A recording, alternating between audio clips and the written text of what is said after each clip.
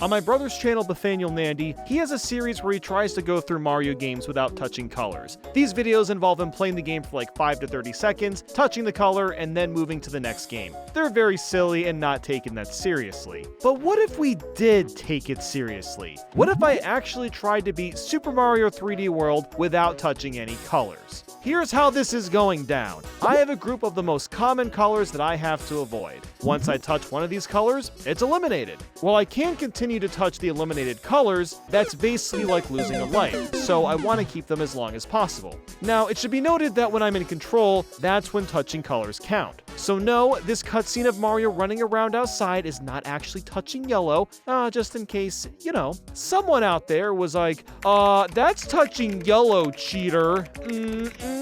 But anyway, I begin the game by instantly touching green. Oh, the humanity. But it's fine, I was expecting this. So I start up 1-1, and thankfully, the ground is almost entirely green. There are different shades of green, but of course all shades are fair game. And there's some yellow areas too, but they're pretty easy to avoid. In fact, things are going very smoothly up until this bridge.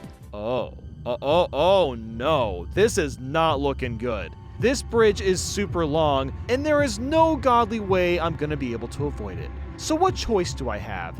Well, I guess I'm touching white. Shit. Okay, well, I mean, that's fine, no big deal, there's still plenty of colors available, I can get away with this. But after the bridge, we've got, oh, come on! Now we've got this big brown wall that I can't jump over. So I guess I'm gonna have to go through this pipe, which is clear? Wait, hold on, can we?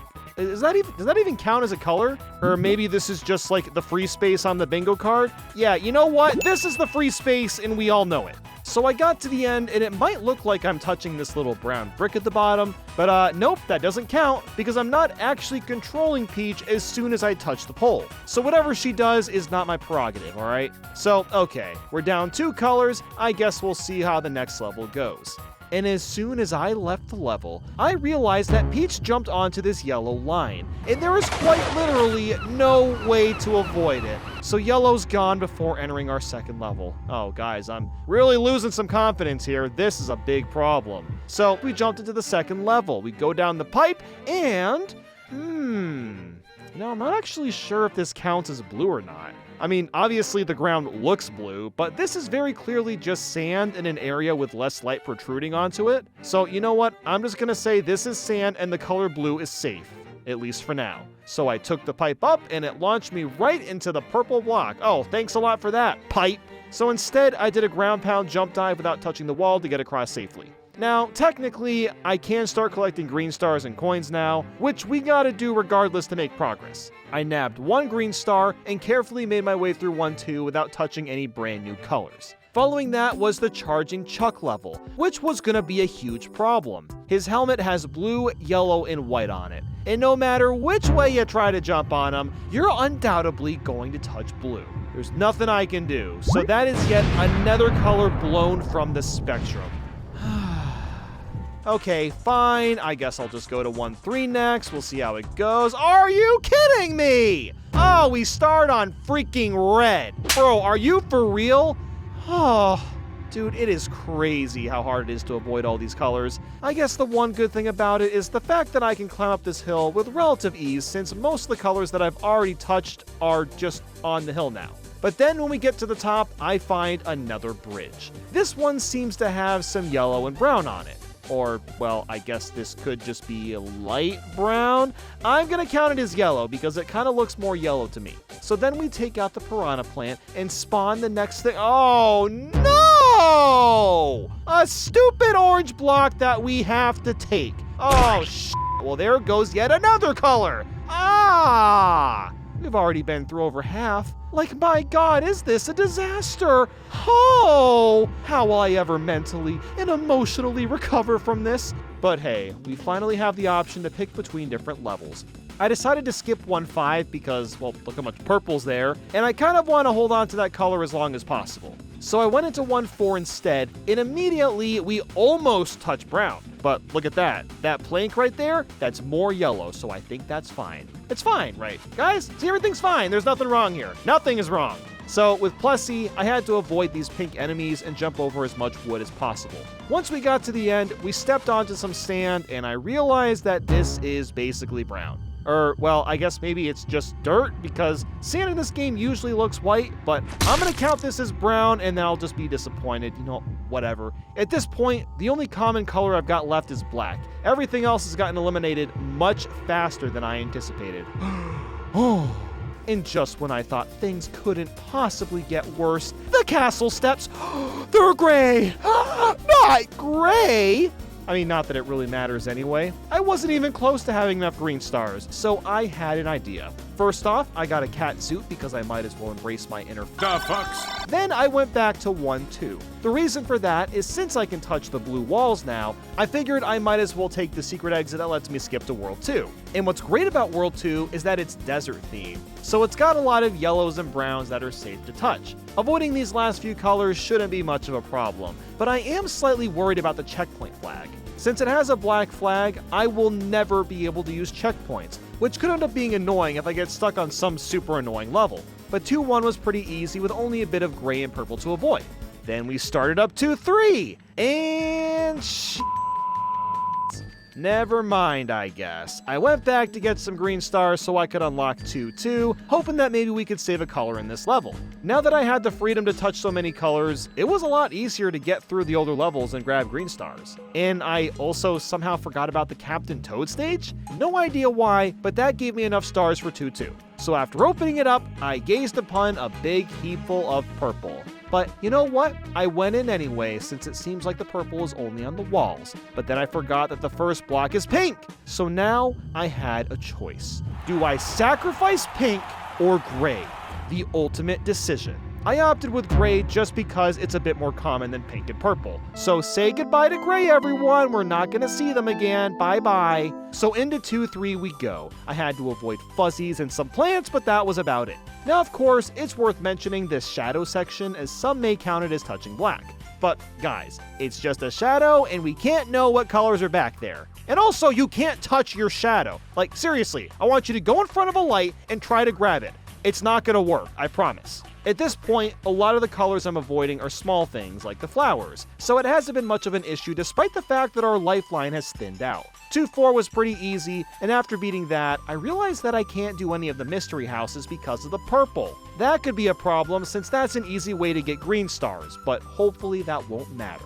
After taking out the big Galoombas and avoiding their black eyebrows the best I could, 2-5 unlocked in... Oh no. Oh, no, wait, hold on. The game didn't spawn me on pink, but I have to somehow jump around all of it. What's gonna make this hard is that the grass is pink, and even some of the main ground is pink. My only real shot here is somehow climbing on the wall and making it to these boxes. So with a really fast run and careful wall climbing, we actually made it. And after that, I had to very precisely jump over to this pipe. And you might think that I'm forced to jump on the ground from here, right? Well, not quite. With a super precise jump, we can get into the pipe without hitting the ground at all. Oh wow, that's awesome. Okay, I actually couldn't tell if I hit pink or not. So I threw the footage into Premiere and went frame by frame, and yeah, we touched pink.